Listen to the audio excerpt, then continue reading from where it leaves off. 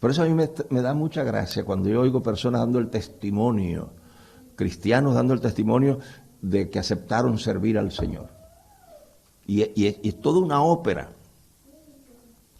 Mano, pues yo tuve una lucha, yo llevo meses luchando con el Señor y el Señor lleva meses luchando conmigo. A que yo lo sirva y a que yo esto y hemos luchado y es una lucha de noches y Señor me ordena y yo digo que no y resisto y finalmente, porque es el momento ya donde se cierra la ópera, pero finalmente el Señor ha vencido y yo he entregado y la congregación explota, aleluya, gloria a Dios, porque hemos oído la maravilla, han oído la gran estupidez, chicos, porque siervo en el Nuevo Testamento es esclavo. ¿Te imaginas tú en el siglo I a un esclavo y a un amo discutiendo? Saca la basura, que no saco la basura, nada. Que saque la basura ahora, pues que no tengo ganas de sacar la basura. Y después de una lucha grande, por fin el amo vence y el siervo acepta sacar la basura, chicos. Chicos, a la primera vez que diga que no sacan la basura, lo limpian, muchachos. Lo cepillan tú, qué cosa. ¿De dónde ha sacado la gente? Cuando tú entregas tu vida al Señor, a partir de ese momento tú eres su esclavo. Y Él dice cómo es la vida. ¿Te das cuenta? Y olvídate que no puede ser de otra manera. Pero Dios no pierde su tiempo con los que no han entregado su vida. Cuando tú entregas la vida, dices, bueno, mira, ahora es de esta manera. Ahora, lo que empieza aquí es lo crítico, porque lo que empieza aquí es la transformación del sistema de valores. Y aquí es donde se le llena el cuarto de agua a mucha gente y se dan licencias que Dios no da o se ponen cargas que Dios no pone. Yo trabajo con toda la gente, con liberales, con conservadores. Como yo trabajo con todo el mundo, miren, yo trabajo con gente que si yo me llevara por ellos, a las pailas del infierno iba a dar. Porque esa gente pueden hacer, ¿tú entiendes? En Miami hay un pastor, no sé si vive todavía ahí, pero en uno de sus viajes se encontró con su alma gemela. Y entonces descubrió que la mujer con la que estaba casado no era la mujer que Dios tenía en la eternidad para él. Y en este viaje se encontró a la mujer que era la que Dios había intencionado. Entonces, pues dejó a la esposa y corrigió el error, porque el Señor le advirtió ahora después de años de casado. Y entonces cambió. Ahora tiene su alma gemela. Y no pasa nada porque es que el pobre se equivocó. ¿Qué tú quieres? Que si se equivocó, chico, pues tiene que reparar la equivocación o lo vas a matar ahora. Yo pedí una vez a un pastor alquilar espacio para dar unas clases. Y él me dijo, ¿por qué en lugar de eso no lo hacemos trabajo conjunto? Y dije, pero para eso tenemos que conversar. Y cuando empezamos a conversar, se planteó lo de la homosexualidad. Yo le dije como yo pensaba. Y me dice, vamos a tener problemas porque los mejores miembros que yo tengo aquí son homosexuales. Yo le dije, no vamos a tener ningún problema. Tú andas por un lado y yo ando por el otro lado. Porque ahora hace poco le preguntaron a un político ahí en Guatemala por las elecciones. ¿Qué creía él de la homosexualidad? Dice, bueno, lo que yo he leído es que eran Adán y Eva, no Adán y Eduardo. Entonces ya lo resolvió. Entonces, yo puedo, si quiero, ser homosexual y ser pastor de una congregación. Yo puedo decir que en España me encontré el alma gemela y regresar a Miami con mi alma gemela y decirle a Carmita que lo siento mucho, pero que estaba equivocado y puedo seguir siendo predicador. Hay algunas iglesias que me van a rechazar, pero voy a tener muchas en las que voy a poder predicar. Si yo me llevara por esa gente, a las pailas del infierno iba a dar.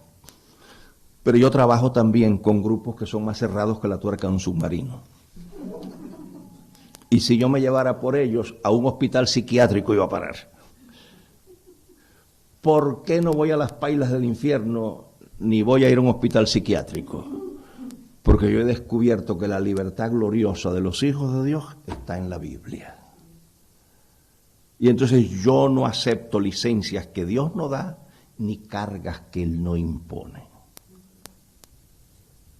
Pero para yo saber eso, ¿qué es lo que he tenido que hacer? Y una cosa que le voy a agradecer siempre a los misioneros con los que tuve contacto cuando fui un muchacho, fue escucharles decir, la Biblia es la regla infalible de fe y conducta. Entonces yo dije, bueno, eso lo tengo que estudiar yo. Y luego descubrí que estos misioneros creían algunas cosas que no las podían probar con la Biblia. Pero yo seguí esa norma. Y entonces yo no acepto licencias ni cargas que yo no puedo documentar con las Sagradas Escrituras. Y aquí es donde viene lo crítico. Miren cómo ocurre.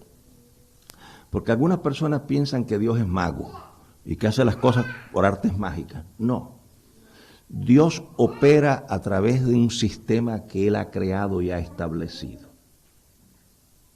Para eso nos dio la psiquis, esto que tenemos nosotros aquí arriba. Por eso que se pueden trasplantar corazones, se pueden trasplantar riñones, pero no se pueden trasplantar cerebros. Porque el cerebro es el centro. Entonces, por ejemplo, a Jordi le trasplantan el cerebro, a mi querido amigo, y mañana este va a casa de Dolores y aquel vaya a casa del otro, trasplantaron los cerebros, ¿tú entiendes? El cerebro es la parte importante, pero más importante que el cerebro es la mente, porque el cerebro no piensa. El cerebro es un procesador de información. Lo más que se acerca a una analogía del cerebro es un ordenador. El cerebro lo que hace es procesar. El cerebro enciende y apaga, enciende y apaga, enciende y apaga, como los ordenadores que trabajan en 1 y 0, 1 y 0, 1 y 0, 1 y 0. Todo lo que hace un ordenador es combinaciones. El programador le da. Entonces, la mente es quien programa al cerebro. Por eso es que en la Biblia se le da tanta importancia a la mente. El Nuevo Testamento está lleno de eso. Yo tuve un profesor de literatura inglesa que, fíjense, era una universidad del gobierno, no tenía nada que ver con religión. Pero ese hombre, en una clase de crítica literaria, dijo algo que a mí me impresionó, porque él dijo, el mejor texto de psicología que yo he leído es el Nuevo Testamento. Y yo he tratado de demostrar eso. Es muy difícil. No uso la palabra imposible porque los humanos no la pueden usar. Pero es muy difícil que ustedes me den un concepto de salud mental serio, no de la psicología mágica esa, cambia su mundo en 12 días, que eso no se lo cree ni el autor. Pero que se vende porque tú sabes lo que es cambiar el mundo mío en 12 días, muchachos. No. Psicología seria, salud mental seria. Muy difícil que ustedes me den a mí ese dato y yo no les puedo dar un pasaje de la Biblia que dice lo mismo, en un lenguaje diferente, pero dice la misma cosa. Por ejemplo, la psicología moderna, y claro, recuerden ustedes que la psicología no es unas 100.000 escuelas de psicólogos y por eso se contradicen unos con otros. ¿Te das cuenta? Y por eso es que no sé si lo usan aquí en los tribunales, pero en Estados Unidos se usa mucho la defensa de salud mental o enfermedad mental. Y viene un psiquiatra armado con los mejores títulos y dice el tipo estaba loco. Y viene otro psiquiatra que lo usa el gobierno armado con los mismos títulos y dice el tipo no estaba loco. Y nadie puede probar. ¿Por qué? Porque la psiquiatría y la psicología son disciplinas muy ambiguas y muy subjetivas. Pero hay sí un área sana, ¿te das cuenta? En buena salud mental no hay nada que se enseñe hoy que sea realmente efectivo para lo que yo no tenga un pasaje de la Biblia. Pero por los últimos años, algunos psicólogos que han dicho que lo que es real para una persona es real en sus consecuencias. El fracaso y el triunfo de una persona empieza en su mente. Hay personas que se descalifican de entrada y hay personas que dicen no. Eso está escrito en la Biblia hace siglos. Como es el hombre en su corazón, así es él. Lo que llaman los sociólogos profecía de autocumplimiento. Eso ya lo había experimentado Job. Cuando Job dice, el mal que yo temía, ese me alcanzó. Ahora, cuando la Biblia dice, como es el hombre en su corazón, así es él, aquí es donde viene el problema. Que la gente del mundo occidental, cuando lee corazón, lo lee como metáfora de las emociones. Pero la Biblia no es un libro que pertenece al mundo occidental. El cristianismo no tiene su origen allá. Entonces, cuando se usa corazón, no se usa en el sentido occidental de asiento de las emociones. Se usa en el sentido del rigor del mundo hebreo y del mundo griego, donde en ambas culturas, corazón, no importa la palabra hebrea del Antiguo Testamento, la griega del Nuevo Testamento, corazón es el asiento de la totalidad del ser. Si mañana o pasado tengo una pizarrita, lo podemos dibujar. Son 3 áreas que en una vida ajustada tienen que estar balanceadas con la misma, el mismo espacio. Corazón es el nivel que piensa, el nivel que decide y el nivel que siente. Hay gente que yo las oigo decir, yo no creo con esto, yo creo con esto, que eso es un disparate porque con esto no se cree. Esto lo único que hace es bombear sangre. Con lo que se cree es con esto. Porque la aceptación de la salvación es una acción intelectual. Y por eso hay personas que no permanecen en su fe porque su salvación fue una reacción emocional. Pero la salvación, y lo podemos en el futuro si nos da tiempo dibujarlo, la salvación, la dinámica de la salvación, es una acusación de Dios que viene a mi intelecto. Y mi intelecto lo juzga, y lo acepta o lo rechaza. Y dependiendo la decisión de mi intelecto, se pasa la información a mi voluntad, que ejecuta. La voluntad no decide, la voluntad ejecuta. Quien decide es el intelecto de una persona. Y entonces, cuando la voluntad ejecuta el juicio del intelecto, pasa la información a nuestras emociones y se experimenta el gozo de la salvación. Ahora, a donde Dios habla es a mi mente, a mi intelecto. Y por eso es que en la Biblia se usa tanto, en el Nuevo Testamento se usa constantemente. Y vamos en estos días a mencionar varios pasajes. La renovación de vuestra mente, esta noche creo que nos dé tiempo a entrar en eso. La transformación que resulta de la renovación de la mente, porque allí en la mente. Y la salud de una persona tiene mucho que ver con eso. Yo tuve una reunión con un investigador del Hospital Jackson, que es el hospital de la Universidad de Miami, considerado como uno de los mejores que hay en esa parte del mundo. Vienen gente de no sé cuántas partes del mundo a atenderse allí. Y este investigador nos dijo a un grupo que estábamos allí hace ya muchos años, que el 85% de las enfermedades eran autoinducidas y que el otro 15% no sabían de dónde rayo venían. Mucho de lo que padece hoy el mundo moderno es lo que se definen como enfermedades psicosomáticas, que tienen su expresión orgánica o fisiológicamente, pero no tienen su origen allí. Su origen está en la mente. La mente puede enfermar y la mente puede curar. La mente puede ser tu mejor amiga o tu peor enemiga, dependiendo cómo tú la manejes. Entonces, la mente conecta con el cerebro y el cerebro conecta con el sistema inmunológico. Por eso fíjense ustedes, miren, yo estudié el problema del alcohol en la universidad y el alcohol tiene 2 efectos, un efecto primario y un efecto secundario. El efecto primario es eufórico, por eso la Biblia dice el vino que alegra el corazón. Pero el efecto secundario del alcohol es depresivo. Por eso casi la mayoría, si no la totalidad de los alcohólicos son personalidades depresivas. Por eso, si yo estoy atravesando un estado de tristeza o de melancolía o hay una amenaza depresiva, no tomo alcohol ni aunque sea el que tome el rey de España. ¿Por qué? Por una sencilla razón. Mi cerebro no piensa. Mi cerebro ejecuta la información que mi mente le da. Entonces yo estoy así medio, qué sé yo qué, me tomo un buen Rioja, muchacho. ¿Qué hace mi cerebro? Mira la información. Melancolía o depresión, alcohol, euforia. Esa combinación yo no se la permito a mi cerebro. Porque de donde viene la cosa es de ese patrón. Este estado de melancolía yo tengo que resolverlo naturalmente.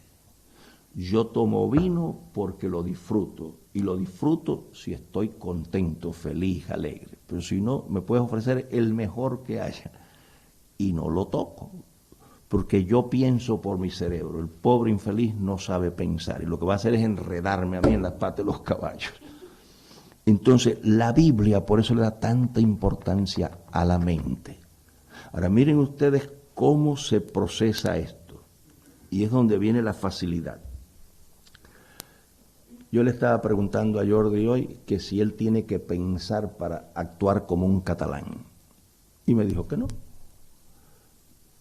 Aquí todos no son catalanes, ¿verdad? Bueno, yo no soy catalán, yo sé que aquella es peruana, y estamos colados aquí, pero bueno, hay que aceptarnos, y a mí me tienen que aceptar mejor que a nadie porque yo soy de origen asturiano, y ustedes no están hablando árabe hoy por nosotros los asturianos. Porque ustedes saben que Asturias es España y lo demás es tierra conquistada. Así que ustedes no me están aceptando, yo estoy condescendiendo a estar con ustedes. Bien, pero ¿por qué Jordi no tiene que pensar para actuar como catalán? Por una sencilla razón. Jordi nace en el mundo catalán y las culturas todas son iguales.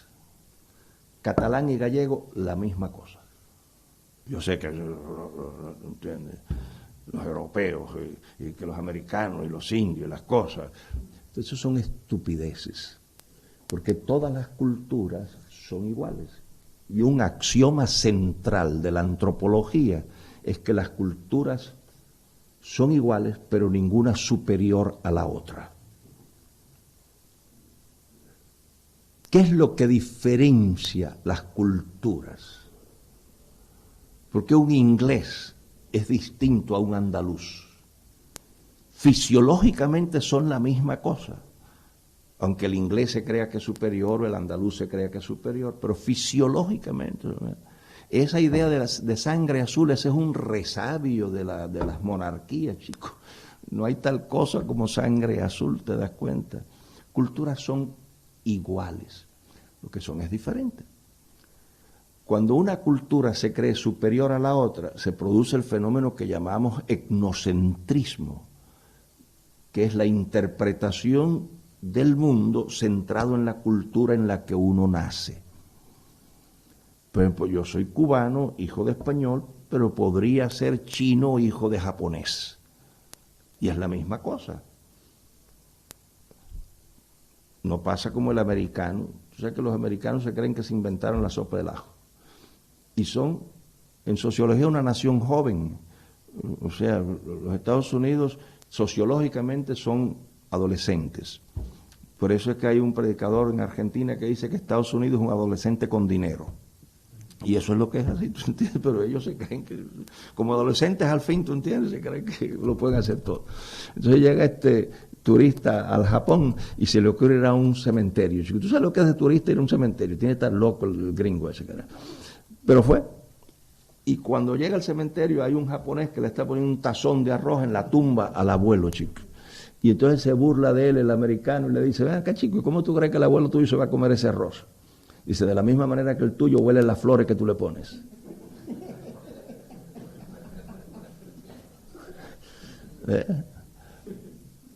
O la vez que un cubano se atacó en la nieve en Bridgeport. Ustedes saben que los americanos son la palabra que usan en inglés, naif, ¿entiendes? Muy, como tontos. Y ahora sí tenemos brasileros y colombianos y peruanos en Estados Unidos que están perdidos allá adentro, pero bueno, tradicionalmente, por los últimos años, habían 3 bloques hispanos en Estados Unidos, que eran los que controlaban. El sureste de Estados Unidos es de los cubanos. Allí nosotros somos los que cortamos el bacalao. Pero en el oeste de Estados Unidos son los mexicanos. Y en el noreste y norcentral son los puertorriqueños. Cuando un americano oye a uno hablar español en Los Ángeles, cree que es mexicano. Aunque sea un madrileño que está allí de vacaciones, pues si habla español es mexicano. Y si habla en Chicago es puertorriqueño. Y si habla en Los Ángeles es mexicano. Entonces está un cubano allá en Bridgeport, que es al norte, en una nevada se atacó y el tráfico se complica y viene el americano, el policía americano le dice, oye, puertorriqueño, muévete que está estorbando. Muchachos, que a un cubano lo confundan con un puertorriqueño, eso es peor que mentarle la madre. Y dice el cubano, dice, yo no soy puertorriqueño, yo soy cubano. Y el americano le dice, la misma basura, muévase que está estorbando aquí. Y esa es la verdad. ¿Qué es lo que hace la diferencia? El sistema de socialización. El sistema de socialización es el instrumento que usa la cultura para inculcar en el catalán el cava, inculcar el idioma, las costumbres, las formas, la ética de trabajo. Un catalán y un sevillano, los dos son españoles, pero tienen una ética de trabajo a una distancia de años luz. ¿Te das cuenta? El catalán que se mueve, por ejemplo, para Madrid, las primeras experiencias son traumáticas cuando ve, por ejemplo, de dónde vienen estas queridas familias aquí atrás, de Brasil. Ahí, para ir a Brasil hay que prepararse, muchachos, porque esa gente no tiene la menor noción de lo que un reloj significa. Para esa gente el reloj es un adorno, tú. Yo di una conferencia en una universidad brasilera y era a las 8, chicos. Y ya yo llegué a las 7:30, ya a las 8 menos 10 yo le digo al profesor, y aquí no hay nadie, ¿qué va a pasar? Y dice, no, muy relajado. Y me digo, oye, pero que es a las 8, aquí no hay nadie. ¿Tú? Dice, no. Después de las 8:30 ya podría empezar a ser un poquito rudo, pero no pasa nada. Estuve en otro lugar, en eso era una iglesia, y el intérprete le digo, oye, pero, me dice, Gerardo, ¿por qué ellos hablan así? ¿Tú entiendes? Como que, Gerardo, en Brasil, muy relajado. El tiempo es relacional. Yo fui a una escuela a dar un curso y la intérprete llegó con 1 hora de atraso. Pero eso pasa en el mundo de los negocios. Yo tengo un amigo que fue un ejecutivo de la compañía esa de cauchos Goodyear y él ha trabajado en el Perú, ha trabajado en las Filipinas y le tocó trabajar en Sao Paulo. Y dice él que cuando llegaban ingenieros o ejecutivos alemanes y americanos allí, cuando ellos llegaban, todavía los ejecutivos brasileños ni por allí andaban, muchachos. Y los alemanes y los americanos desesperados. Entonces, cuando llegaban ya al final, pero atrasado 1 hora, media hora, ya atrasados, los americanos y los alemanes creían que iban a empezar a trabajar. Le decían, no, cafecino. Y entonces se iban a un restaurante a tomar café, chico, a los americanos les salían úlceras. ¿Qué yo hago cuando voy a Brasil? Yo tengo 2 opciones. No ir a Brasil o cuando vaya voto el reloj. Y yo me siento y cuando me digan que empezamos. ¿Por qué? Porque los brasileros tienen el derecho a hacer como les dé la gana a ellos, chicos. Y si a ti no te gusta, no vaya, que nadie te mandó a buscar. Que ese es uno de los problemas que tienen los inmigrantes. Ese es uno de los problemas que tienen los inmigrantes. Pero ustedes comen a esta hora, pero a esta hora no se come. Bueno, no se come en tu país, pero en es a esta hora que comemos nosotros, chicos. Yo tengo un primo que es médico, asturiano también él, y un día estoy con él ahí en Asturias, y a las 10 de la noche ese tipo come fabada, muchacho, que es una bomba de nitrón al mediodía, dime tú de noche. Y le digo, pero oye, tú eres un animal, chico, pero tú no eres médico. Bueno, sí, que no pasa nada. Digo, pero tú no duermes. Dice, como un bebé. Porque a ese tipo yo creo que le dieron fabada en el biberón. ¿Te das cuenta? Fabada en el biberón. El pequeñito. Entonces, el sistema de socialización te va poniendo eso. Y entonces tú funcionas naturalmente. Es lo más natural. Hay una analogía, por ejemplo, en aprender idiomas. Los que enseñan idiomas dicen que tú no has aprendido un idioma hasta que dejas de traducir mentalmente. Por ejemplo, si tú para decir house tienes que pensar en casa, no sabes inglés. Es cuando tú integras el idioma a un nivel de profundidad, que piensas en ese idioma, no haces traducciones mentales, es cuando se facilita. Ahora, la teología tiene lo que algunos teólogos llaman sistema de resocialización. Y el sistema de resocialización es el magisterio de la iglesia, que es el más abandonado. Cristo no fue evangelista, Cristo no fue conferencista, Cristo no fue profeta, no fue apóstol, Cristo fue maestro. Y la iglesia de hoy está como está por haber abandonado el magisterio. Y por eso se meten tantas cosas raras. Porque el ignorante es fácil de manipular. Por eso lo primero que hace un sistema dictatorial es controlar la educación. Eso es lo primero que hace. José Martí decía que una persona no es verdaderamente libre a menos que sea educada. La ignorancia es una de las peores cosas que una persona puede tener. Entonces, como en la iglesia no se enseña. Tú vas a algunas iglesias y dices, esta es la noche del estudio bíblico, y entonces el hermano Federico va a dar el estudio. Entonces el hermano Federico lee la historia de Bartimeo. Y aquí tenemos a un ciego que se llama Bartimeo. Ya, eso yo lo leí, chico. Y este ciego estaba sentado a la orilla del camino, también lo leímos. Y estaba dando gritos, también lo leímos que estaba dando gritos. Ten misericordia de mí. Pero chico, dime algo nuevo, algo que no leímos. Porque esto lo podía haber yo hecho en mi casa, en pijama, tomándome un chocolate con churros, chico, y no me hubiera tenido que fajar con el frío, con el coche, ni nada, chico. Tú me has hecho venir de allá acá para decirme algo que yo lo he leído en la sala de mi casa, chico. No, dime por qué está esa historia ahí, con tantos ciegos que había en ese pueblo, chico, ¿por qué escogieron este? Dime por qué tiró la capa, chico. Dime las implicaciones que tiene eso. Eso no se hace. Y la predicación leen un pasaje y es como una excusa. Pero después de eso no dicen nada, muchachos. Aleluya, gloria al Señor. El Señor viene pronto. ¿Cuántos pueden decir amén? Repitan conmigo, Dios te ama. Dígalo que le queda al lado, que el Señor lo ama. El Señor te ama, hermano. Y entonces, dígalo que le queda al lado, que Dios tiene muchas cosas para ti. Y en algunos lugares, chicos, es como si fueran clases de aeróbic. Póngase de pie, siéntense, póngase de pie y siéntense, póngase de pie y siéntense. Oye, qué culto glorioso hubo anoche. Bueno, ¿y qué enseñaron? No sé lo que, pero estaba magnífico, estaba. No. La teología tiene lo que se llama sistema de resocialización, que cogen al catalán, o al chino, o al hindú, que se entrega al Señor. Y entonces se revisa su cultura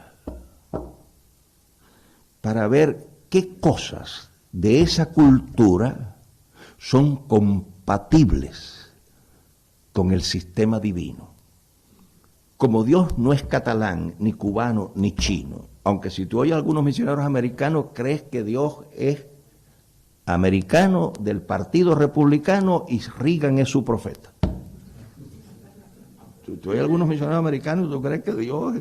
Y el presidente que tenemos ahora, según algunos evangélicos, es el profeta del Señor, que Dios lo puso ahí para resolver los problemas del mundo, y lo que está es acabando con el mundo el hombre, ese muchacho. Si Dios es el que está dirigiendo a Bosch, muchacho, yo no quiero tener ninguna relación con ese Dios, muchacho, porque ese es un Dios que está perdido en el desierto sin cantimplora. No, Dios no es ni cubano, ni chino, ni musulmán, y mucho menos judío, porque esta es una de las últimas olas de ahora, el mesianismo. ¿Tú entiendes? Que el mesianismo cristiano es la estupidez conceptual más grande que tú puedes escuchar, porque son dos cosas completamente. No hay cristianismo mesiánico, hay mesianismo o cristianismo. Pero algunos creen que la cultura judía es la cultura de Dios. Y la cultura es un fenómeno humano, Dios es un ser acultural. Como Dios no tiene cultura, Él utiliza la cultura del pueblo al que quiere salvar para hablarle en su idioma y en sus costumbres. Entonces, el sistema de resocialización toma la cultura, como estamos aquí en Cataluña, en Barcelona, pues tomemos la catalana y la revisa. Hay elementos de la cultura catalana que son compatibles con el pensamiento de Dios. Y Dios los deja tranquilos. Dios no se mete con la cava, ni se mete con el priorato, ni con esas cosas, porque eso está bien. Cuando revisa la cubana, Dios no se mete con el café que tomamos nosotros, que es café. Porque lo que toman en otros lugares es agua de perincha, de agua sucia, o café. Y sin azúcar, que es como lo toman los hombres que se respetan. Porque echarle azúcar al café es como echarle hielo a un buen Rioja. A nadie se le ocurriría echarle hielo a un buen Rioja. A un vino pelión sí, para ver si se mejora, ¿tú entiendes? Pero un buen Rioja no se le echa vino, eso es una profanación, eso debe estar prohibido por la ley. Entonces, Dios no se mete con el café de los cubanos. Entonces Dios revisa. Y Dios remueve de esa cultura solo lo que no es compatible con Él, que es el problema que han tenido muchos misioneros, que cuando se han ido de su país a otro país, han llevado el Evangelio y su cultura. Y no. Yo no tengo que traer aquí las costumbres cubanas. Eso no tiene ninguna importancia en Barcelona. Yo tengo que informarme de las costumbres catalanas para poder funcionar aquí. Entonces, ahí es donde se pone el momento de crisis. ¿Dejo de ser cristiano en este punto para seguir siendo catalán? ¿O dejo de ser catalán para seguir siendo cristiano? Pero quien indica que en este punto tengo que dejar de ser catalán no es un misionero que vino de otro lado. ¿Tú conociste a Carlín Bernat? Carlín Bernat fue maestra mía en Cuba. Oye, qué lucha tenía esa pobre mujer con el vino, chico. Yo le decía, Carlín, pero es que esto no es Estados Unidos, chica. Estos son españoles y aquí se bebe vino. Pues no.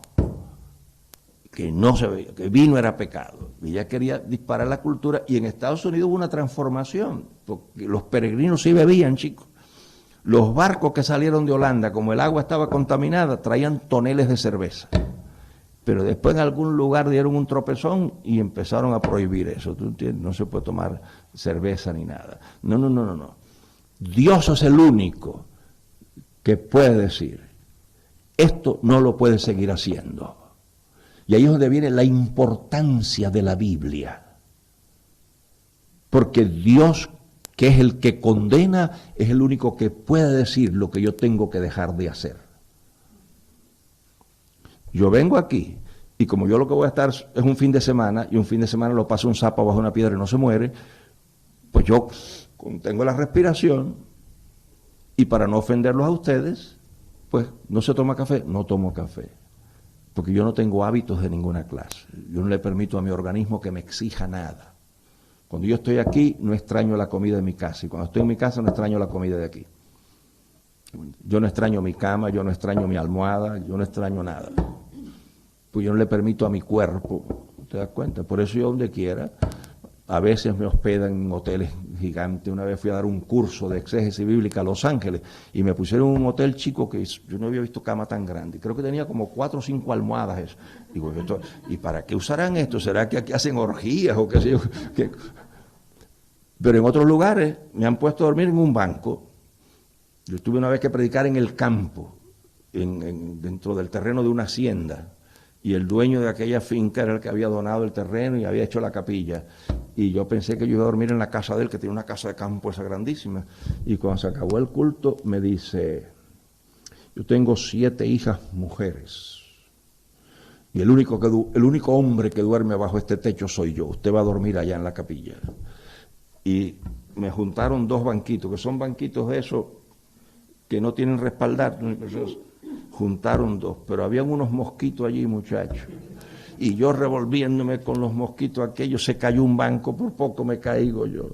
Yo me le hubiera enroscado en el pescuezo al viejo aquel chico, que se creería él que yo era un maniático sexual, que le iba a violar las hijas o qué cosa. Pero otras veces he dormido en la selva. Y el guía a las 1, a las 2 de la madrugada, en plena selva amazónica, me ha dicho, búsquete 2 árboles que te gusten y amarra la hamaca. Y ahí he dormido. Y que no se le ocurra a mi cuerpo protestar. No, que la cama, aquí no hay cama, chico. Y dale gracias a Dios por esto. Y nunca me han oído quejarme. Porque mi proveedor es Dios. Que yo quisiera que a veces proveyera un poquito mejor. Eso él lo sabe. Vale, pues... Oye, ahora que digo, oye, esta hamaca está como la cama del hotel de Los Ángeles, chicos, no, van a decir, este es fanático. No. Pero ¿quién me proveyó aquella cama? Dios. ¿Quién me proveyó la hamaca? Dios. Si yo me quejo de él. Y yo de él no me quejo porque él siempre me ha atendido bien. ¿Te das cuenta? Entonces, yo no tengo hábitos, nada me hace falta. Pero yo no voy a dejar de hacer una cosa que a mí me gusta porque a los catalanes no les guste, chicos. Yo no la hago mientras estoy en Cataluña, pero tan pronto cojo el avión, regreso a la libertad gloriosa de los hijos de Dios. Y me olvido de los catalanes cerrados esto, que yo no sé cómo no les gusta eso, chicos. ¿Ves mi punto? Entonces, ahí es donde empieza lo crítico. Y ahí es donde empieza una formación cristiana saludable. Ahora, para que eso sea posible, viene el próximo paso, porque es que la Biblia es un libro maravilloso. Si la gente la leyera, la estudiara con respeto, no tendría los líos que tiene. La Biblia dice, la carta de Juan, que los mandamientos de Dios no son gravosos, no son pesados. No tienen que decir amén a esta pregunta, pero ¿ustedes creen que eso es verdad? Déjenme poner algunos ejemplos. A ti te vienen persiguiendo en una calle. Un sinvergüenza que te quiere asaltar. Y cuando tú miras para atrás, te das cuenta que vas jadeando, vas sofocado. La Biblia dice que si tu enemigo tuviera sed, le tienes que dar de beber. Y como tú lo ves que el tipo va, tú tienes que parar y darle tu botellita de agua y decirle, mira, bebe, porque así no me vas a alcanzar nunca. Si te...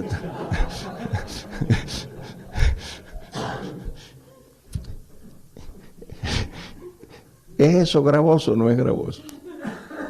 No, bendición, hermano. Mire, que yo lo veo que ya usted tiene mucha sed y se va a caer. Así no me alcanza nunca. Beba agua y a ver si me puede alcanzar. Y sígame corriendo. Es un mandamiento del Señor. Tú me vas a decir a mí que eso no es gravoso, chico. Cuando tú estás en la autopista, no sé cómo le llama usted a la carretera, y vas lo más tranquilo, manteniendo la distancia, porque si tú mantienes la distancia nunca vas a tener un accidente, pero viene un loco y se te mete por mí y cruza. La primera reacción es, Señor te bendiga, hermano, y cuídate para que llegues. Esa es la primera reacción, ¿verdad? Si uno no aguanta las manos empiezan a hablar, muchachos.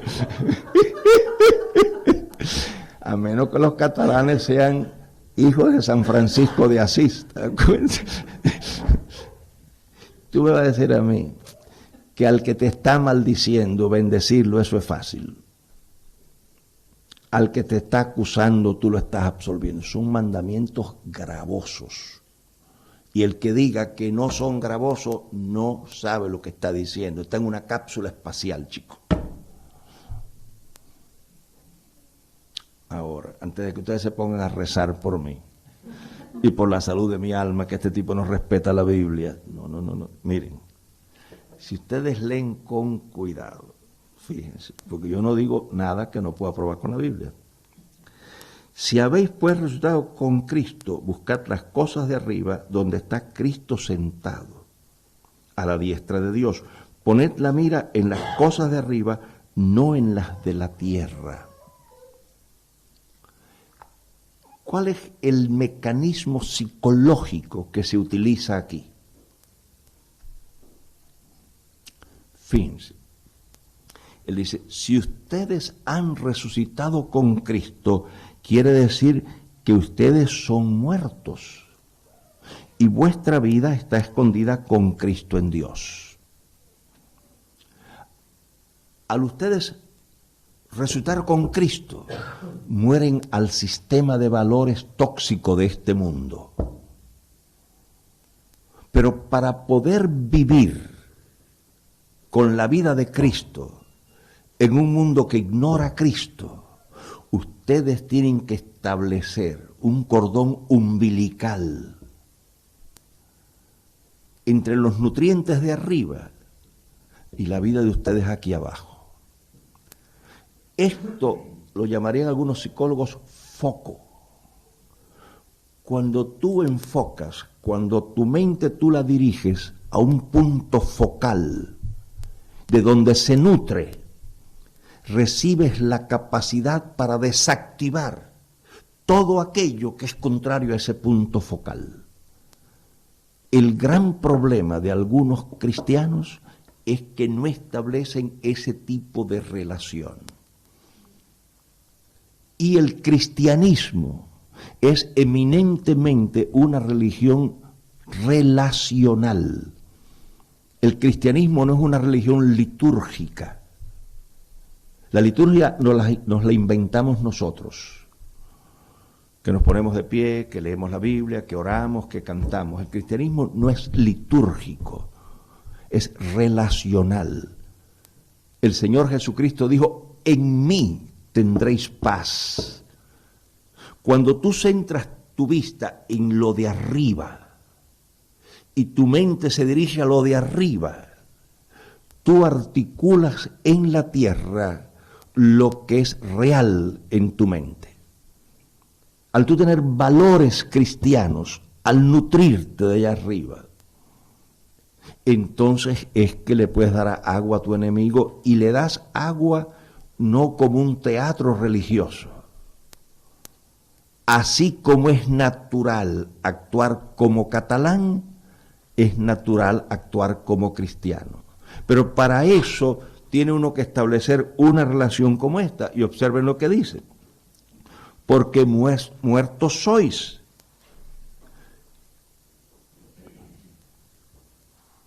¿Por qué hay tantos problemas en la iglesia? Porque la gente está demasiado viva.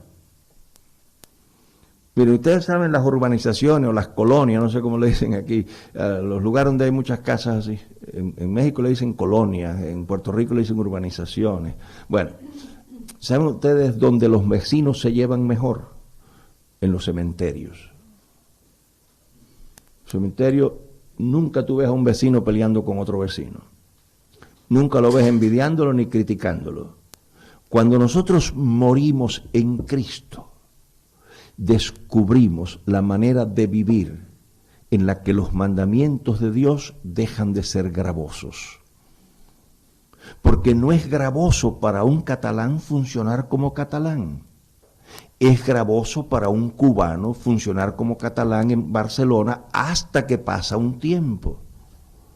La primera vez que yo fui a Francia, chico, los hombres venían a besarme, ni loco me dejé yo besar. Cubano que se respeta no se deja besar de otro hombre, tú. El papá tuyo, tu abuelo. Ahora cuando venían las muchachas yo bajaba las manos, porque tampoco uno puede ser intransigente, ¿no?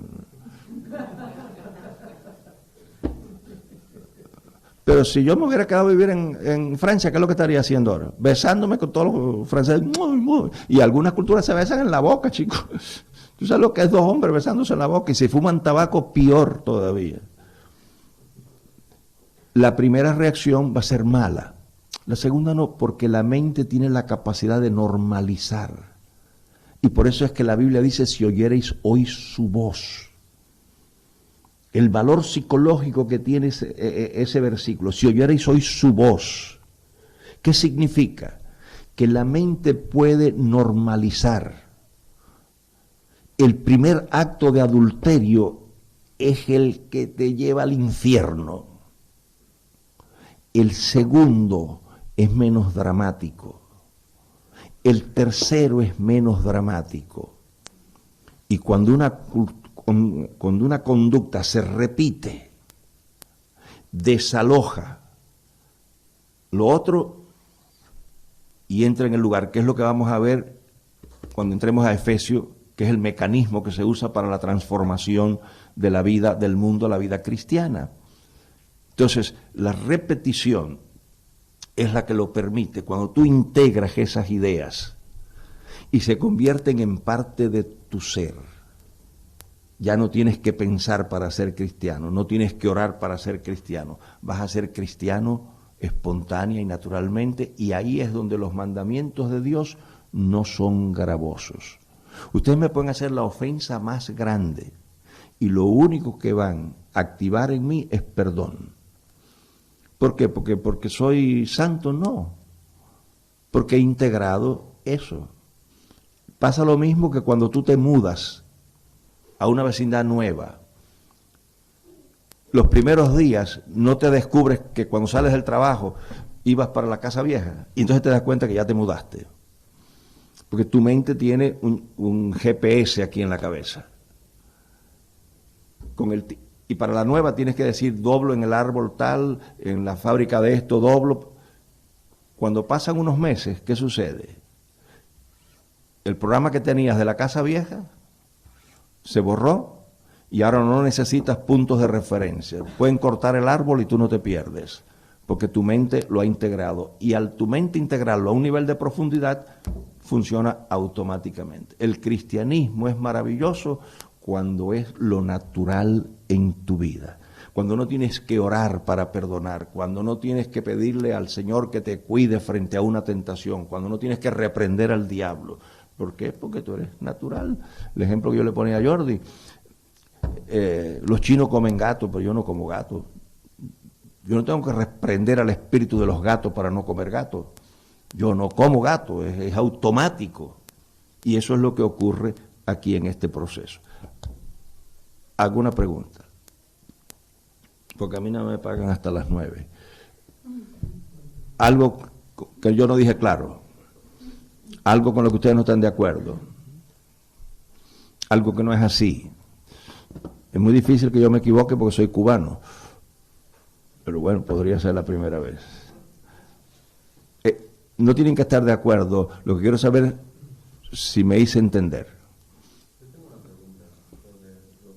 Oye, ¿esta agua es de las buenas o la sacaste de allí del río?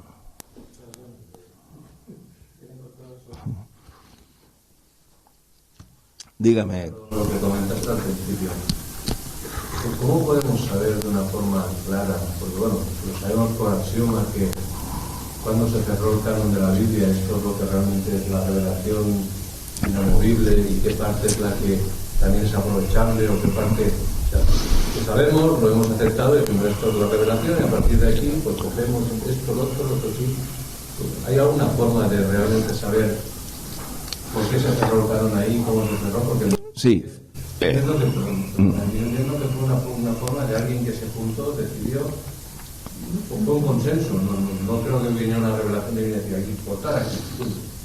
Debería haber un consenso, debería haber un acuerdo, debería haber algo que definió eso, ¿no? Por personas, hombres, o cómo podríamos entender, o no sé, apuntar muy difícil. No, es muy fácil, muy sencilla, y yo le he dicho a mucha gente, mira, cuando tú estudias la formación del canon del Nuevo Testamento y sigues creyendo, es porque tienes fe.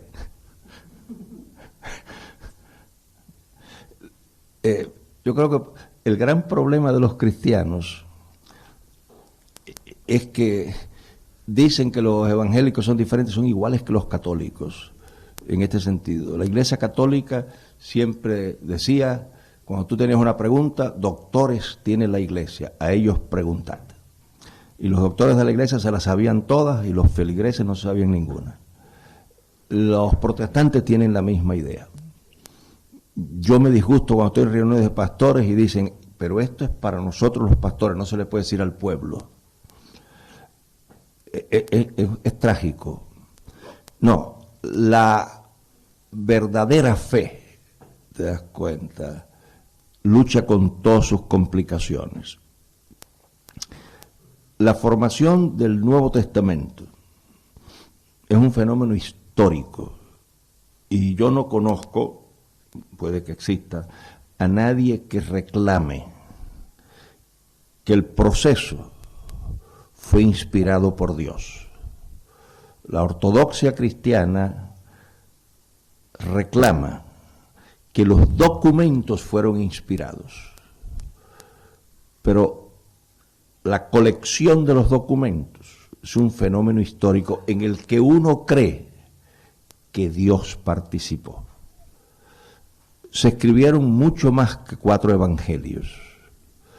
El siglo I y el siglo II fueron siglos apocalípticos. Todo el mundo se escribió un Apocalipsis. Tenemos un solo libro de Apocalipsis. Pablo se sabe que escribió otras epístolas porque en algunas epístolas se mencionan otras que no, pero no se sabe en dónde están. Por eso yo dije al principio que la fe es un acto arbitrario y es una afirmación de que estos documentos son los que Dios nos legó. Una cosa interesante es que desde el Concilio de Cartago, donde se decide esto, hasta hoy, con muy pocas excepciones, todas las vertientes cristianas han conservado los mismos libros.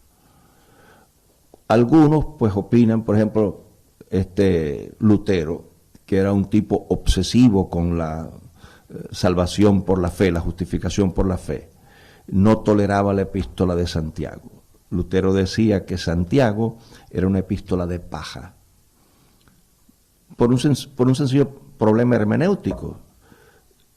En la opinión de Lutero chocaba con Efesios de frente.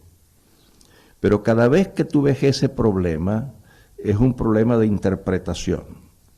Si Lutero se hubiera dado cuenta que Efesios habla del medio salvador y Santiago habla de la expresión de lo salvado, que es lo que yo estoy enseñando aquí, la conducta como articulación de la fe, no habría problemas, pero Lutero no entendió eso. Entonces, por eso, después que uno acepta estos libros, que es un acto de fe, y no se le puede dar vuelta, porque alguna gente cree que Dios mandó esto en correo certificado desde el cielo con firma de regreso. No, yo estudié esto, y la ventaja que he tenido es que yo estudié con profesores muy piadosos, y luego tuve profesores que no creían ni en la madre que los parió. Yo tuve un profesor del Nuevo Testamento en la Universidad de Rochester que él me decía que yo le ponía a la Biblia cosas que la Biblia no decía.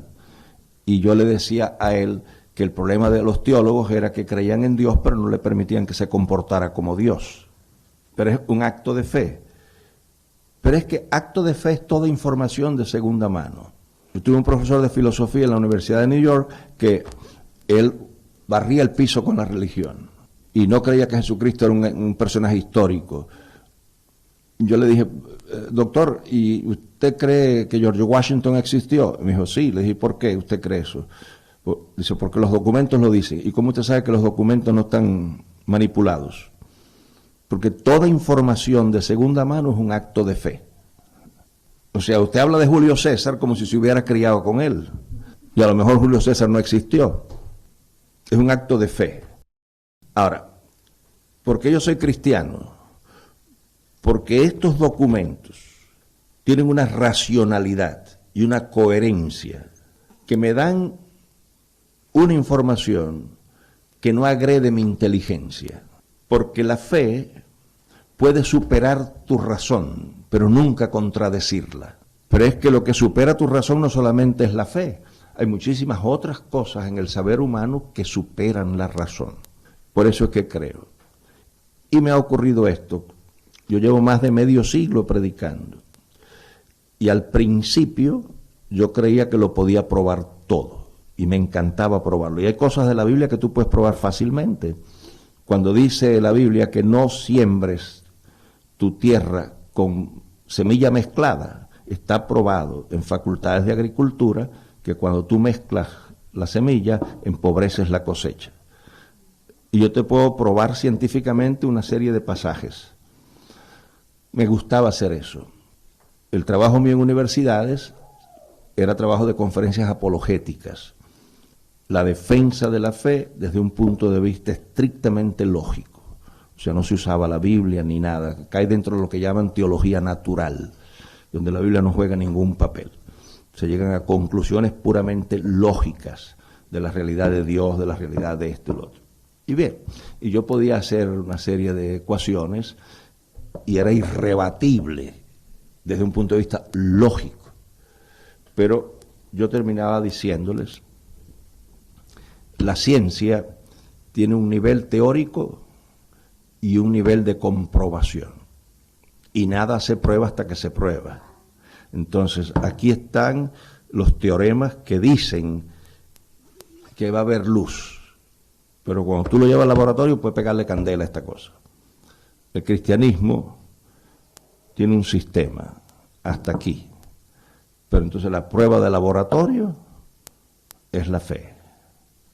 Y la fe es el salto al vacío, que puede que los pies te caigan en la roca eterna de los siglos o te vayas por el abismo. Pero tú nunca sabes si hay una roca o hay un abismo a menos que dé el salto. Eso es lo que es creer. Y lo que es ofensivo a alguna gente es que hablan de Jesucristo como si hubieran ido a la misma escuela. Y Dios es un ser distante. Entonces, ¿qué me ha ocurrido a mí? Mientras más leo, más pienso y más razono, más creo y menos puedo probar. El gran problema de la fe de la gente es que una fe que siente, o una fe que resuelve. Cuando el viejito está enfermo y oran por él y Dios lo sana, el domingo está todo el mundo en la iglesia dando el testimonio. Si el viejito se muere, hasta que pase el luto no hay quien los encuentre por aquí. Es una fe muy objetiva.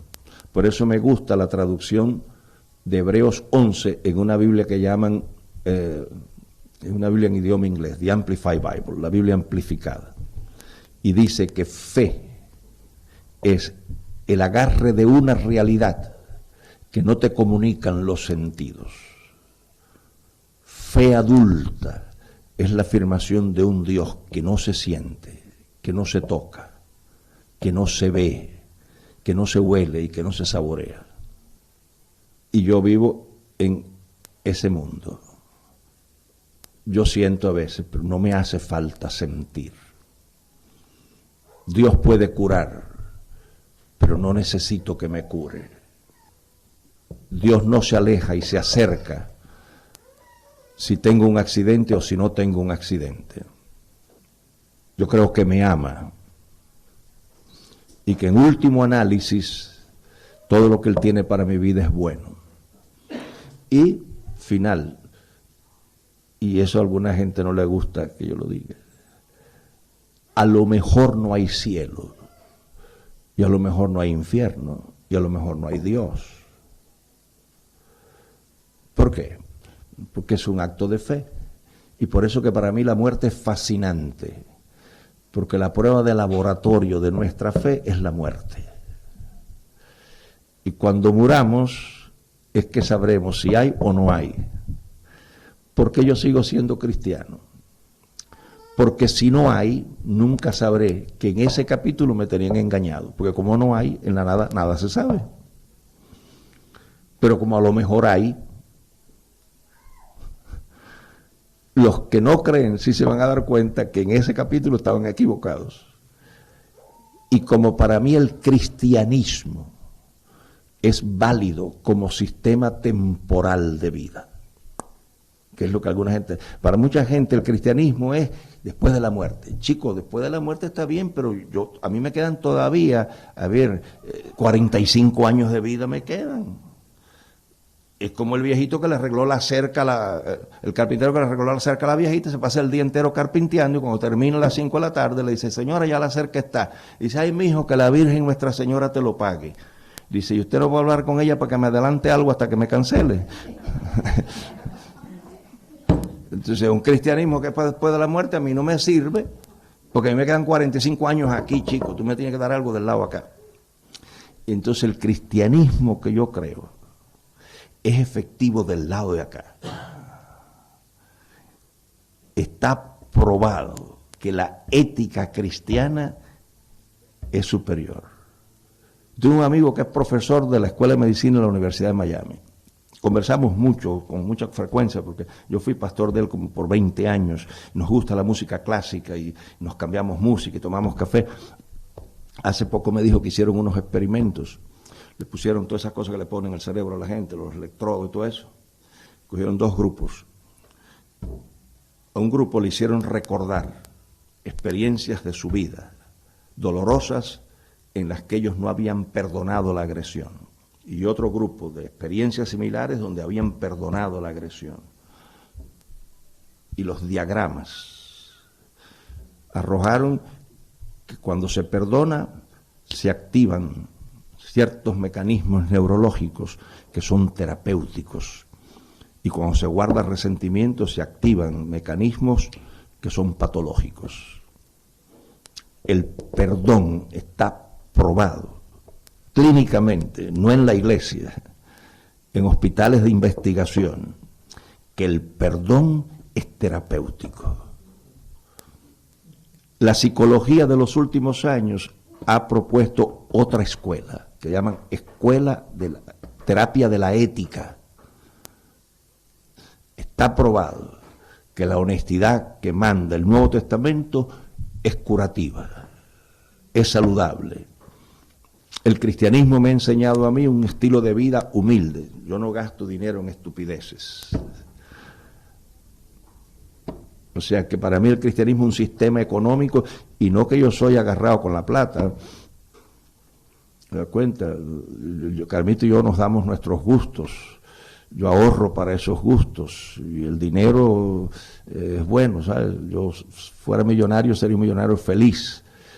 Pero el cristianismo me ha enseñado a mí una vida simple. Yo no necesito demostrarle a nadie que tengo éxito. Yo no necesito demostrarle a nadie mi estatus. Y yo soy un muerto de hambre, pero tengo amigos que no lo son. Y a veces a mí una señora me quiso regalar un reloj. Y yo no lo quise. Yo tenía un Seiko. Lo tengo porque me lo regalaron. Me lo regalaron sin preguntarme. Pues yo no pago más de 10 o 12 euros por un reloj. Porque la función de un reloj es dar la hora. ¿Entiendes? Yo no necesito un Rolex ni nada de esas cosas. ¿Te das cuenta? Y entonces la señora me vio con el Seiko y me dijo que quería regalarme un reloj. Yo estaba con ella en una joyería y la señora es millonaria. Y yo le dije que no, que yo tenía reloj. Y le enseñé el Seiko que había comprado en Segovia por 12 euros. Y la señora me dijo, un hombre de su condición tiene que usar relojes de estos. Relojes que en lugar de números tenían diamantes. Yo le dije, no, ¿cuál es la función de un reloj? Dar la hora. Esto es un cañonazo, esto nunca hacia atrás. El día que yo necesite un reloj para una afirmación de estatus, me pego un tiro. Eso lo aprendí con la fe cristiana. Chico, pero si la fe cristiana es lo mejor que han inventado tú. Y que no hay cielo, bueno, eso ya, si no hay, nunca me voy a dar cuenta de eso, chicos. O sea, yo no puedo después de la muerte decir, oye, pero me engañaron, que no hay cielo. No, chico, en la nada se sabe. Así que pues no hay cielo, pero mientras tanto yo estoy aquí de maravilla, porque me enseñan una fe que yo duermo tranquilo, yo no guardo resentimiento, yo no tengo luchas con nadie, ¿tú entiendes? A mí no me hace falta que la gente me ame, el trabajo mío es amar a la gente, ¿tú entiendes? Y es claro, pero fe, es fe, ¿sabes? Y yo le he dicho a la gente, y con esto ya no los canso más, para que tú veas lo que es fe. Si se aparece mañana aquí en la principal, en la Rambla, se aparece un tío que viene de una de las aldeas menos prestigiosas de España y dice que es Dios y que es el salvador del mundo. ¿Qué piensan ustedes? Que el tío está loco de remate. Eso fue lo que hizo un aldeano, sin trascendencia social, que un día se paró en una calle en Jerusalén y dijo: el que me ha visto a mí ha visto a Dios. ¿Y tú crees en eso? Porque no crees en el tío de la Rambla, chicos. Es la misma cosa, ¿eh? El Señor me los cuide, me los guarde y que duerman bien.